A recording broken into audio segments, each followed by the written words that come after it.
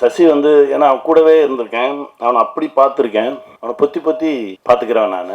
ஆனால் திரையில் ஒரு ஃபைட்டர்ஸ் அடித்தா கூட அடிக்கிற மாதிரி நடிப்பாங்க. ஆனால் நிஜமான ஆட்களுக்கு நடுவில் விட்டுட்டோம்னு வச்சுக்கோங்களேன், அவங்க நடிக்கிறன்ற பேரில் அடித்தே கொண்டுருவாங்க. அதுதான் நடந்திருக்கு.